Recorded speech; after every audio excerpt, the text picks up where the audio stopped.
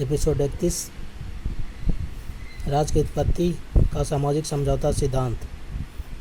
7.0 उद्देश्य। इस पाठ का उद्देश्य राज्य की उत्पत्ति के सामाजिक समझौता सिद्धांत से विद्यार्थियों को अवगत कराना है। 7.1 परिचय।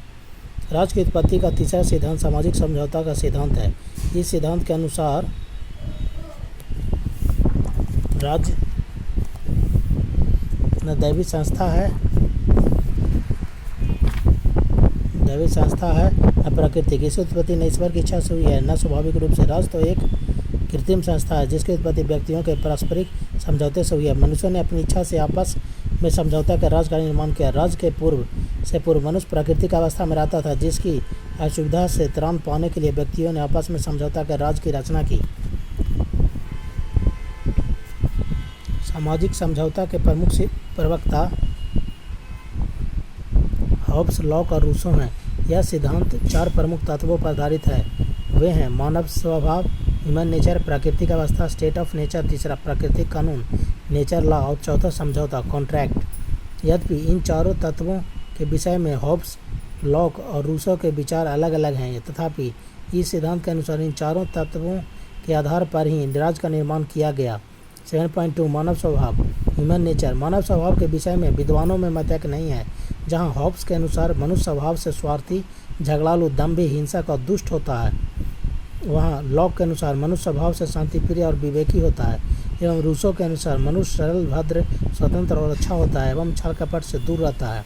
7.3 प्राकृतिक अवस्था, स्टेट ऑफ नेचर। इसी प्रकार प्राकृतिक अवस्था के विषय में भी उनमें मतांतर है। हॉब्स के अनुसार प्राकृतिक अवस्था संघर्ष, एक भयानक मृत्यु की अवस्था है। इस अवस्था में न समाज है न राज्य या सरकार ही। इस अवस्था में उद्योग धंधों, नौवहन, काष्ठ शिल्प, कला तथा साहित्य का स्थान नहीं होता। मनुष्य को न्याय, अन्याय तथा उचित अनुचित का भी ज्ञान नहीं होता है। शक्ति और कपट के प्रिय गुण होते हैं। इस प्रकार हॉब्स के अनुसार प्राकृतिक अवस्था निरंतर भय तथा घातक मृत्यु की दशा है, जहाँ मनुष्य का जीवन एकाकी, निर्धन, घृणित, पाशविक और अल्प, सॉलिटरी,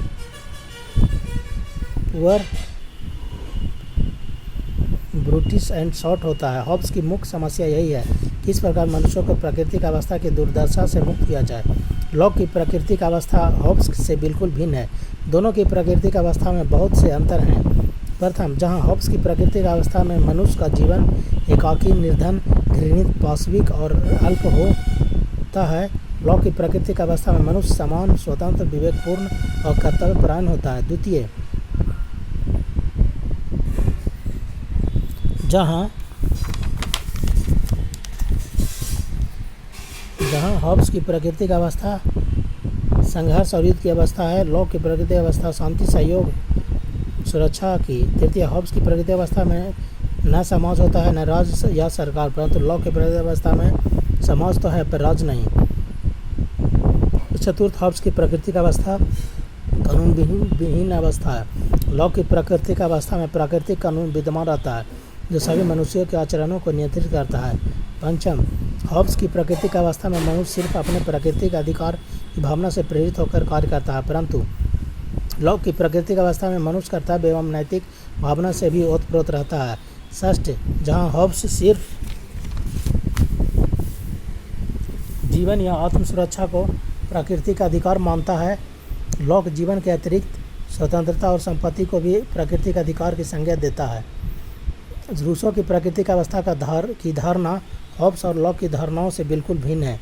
रूसो की प्राकृतिक अवस्था न हॉब्स के समान अराजकता और युद्ध की अवस्था है, न लॉक के समान सौहार्द, सद्भावना और सहयोग की। उसके अनुसार प्राकृतिक अवस्था में मनुष्य पशु तुल्य, एकाकी, निष्पाप एवं निर्दोष होता है। प्राकृतिक अवस्था में मनुष्य सहज वृत्तियों, इंस्टिंक्ट से काम करने वाला और विवेकहीन होता है। क्रंदन की भाषा के सिवा और कोई भाषा भी वह नहीं जानता है। प्राकृतिक अवस्था का मनुष्य न नैतिक होता है न नैतिक, न अच्छा होता है न बुरा, न सुखी होता है न दुखी। प्राकृतिक अवस्था में मनुष्य के पास संपत्ति भी नहीं होती। इस प्रकार रूसो के अनुसार प्राकृतिक अवस्था का मनुष्य एकाकी, स्वतंत्र, भाषा विहीन, संपत्ति और परिवार से रहित, अच्छे और बुरे के विचारों से अनभिज्ञ, उदात्त, बनेचर, नोबल, सेवेज तुल्य होता है। 7.4 प्राकृतिक कानून, नेचुरल लॉ। प्राकृतिक विधि के संबंध में तीनों विचारकों में मतांतर है। हॉब्स की मान्यता है कि अभिलाषा डिजायर के कारण यदि मनुष्य प्राकृतिक अवस्था की दुखदायी दशा में रहता है तो अपने विवेक के द्वारा उस अवस्था से त्राण भी पा सकता है। विवेक मनुष्य को प्राकृतिक विधि का पालन करने की सीख देता है, जिसके द्वारा मनुष्य प्राकृतिक अवस्था को त्याग कर सामाजिक स्थिति में प्रवेश करता है। हॉब्स के अनुसार प्राकृतिक विधि सद्विवेक का आदेश है, जो मनुष्यों को ऐसे कार्यों को करने के लिए या नहीं करने के लिए प्रेरित करता है जो कि जीवन की सतत रक्षा से संबंध रखते हैं। The law of nature is the dictate of right reason, conversant about those things which are either to be done or omitted for the constant preservation of life. Quotient in 7 A history of political theory, paragraph 395. Lock भी प्राकृतिक कानून में विश्वास करता है जो उसके अनुसार शाश्वत होता है। यह अच्छाई और बुराई का मापदंड है। इस कानून का ज्ञान मनुष्य को अपने तर्क द्वारा होता है। यह कानून मनुष्य को ईश्वर की इच्छा पालन करने के लिए प्रेरित करता है। संक्षेप में लॉक के अनुसार प्राकृतिक कानून एक ऐसा नैतिक नियम है जो विवेक पर आधारित होता है और मनुष्य के आचरण को नियंत्रित करता है। रूसो प्राकृतिक कानून के धारणा में विश्वास नहीं करता है। 7.5 समझौता कॉन्ट्रैक्ट। प्राकृतिक अवस्था में के मनुष्यों ने आपस में समझौता कर राज्य का निर्माण किया। समझौता क्यों हुआ, समझौता की प्रकृति क्या थी, इन विषयों पर तीनों लेखकों में मतभेद है। हॉब्स के अनुसार मनुष्यों ने प्राकृतिक अवस्था की दुर्दशा से तंग आकर शांति और सुरक्षा की स्थापना के लिए आपस में समझौता किया। लॉक के अनुसार प्राकृतिक अवस्था में समाज और प्राकृतिक कानून तो थे, परंतु प्राकृतिक कानून के विषय में मतक नहीं था।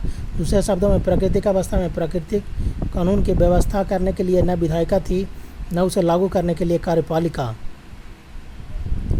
और न उसके उल्लंघन करने वाले को दंड देने के लिए न्यायपालिका ही थी। प्राकृतिक अवस्था की इन्हीं 3 असुविधाओं को दूर करने के लिए समझौता द्वारा राज्य का निर्माण किया गया। रूसो के अनुसार सभ्यता की बढ़ती पेचीदगी के कारण प्राकृतिक दशा को छोड़ने के लिए आपस में समझौता कर राज्य का निर्माण किया गया। समझौता की प्रकृति के विषय में भी इन तीनों विद्वानों में मतांतर है। हॉब्स के अनुसार सभी व्यक्तियों ने आपस में समझौता कर अपने सभी अधिकारों को किसी एक व्यक्ति या व्यक्ति समूह को सौंप दिया। लॉक के अनुसार सभी व्यक्तियों ने अपने कुछ अधिकार सौंपे और वह भी किसी एक व्यक्ति या व्यक्ति समूह को नहीं बल्कि समस्त जन समुदाय को। व्यक्तियों ने जीवन स्वतंत्रता और संपत्ति के प्राकृतिक अधिकारों को समुदाय के हाथ में नहीं सौंपा। रूसो के अनुसार सभी व्यक्तियों ने अपने सभी अधिकारों को जनता के समस्त समूह को सौंप दिया। इस प्रकार समझौता के आधार पर जहां हॉब्स ने निरंकुश संप्रभुता का समर्थन किया, वहां लॉक ने सीमित संप्रभुता का और रूसो ने लोक संप्रभुता के सिद्धांत का प्रतिपादन किया। 7.5.1 समझौता, सामाजिक समझौता सिद्धांत का इतिहास। तो चलिए आज इतना ही इस चैप्टर में, यहीं तक। फिर मिलते हैं अगले एपिसोड में। जय हिंद।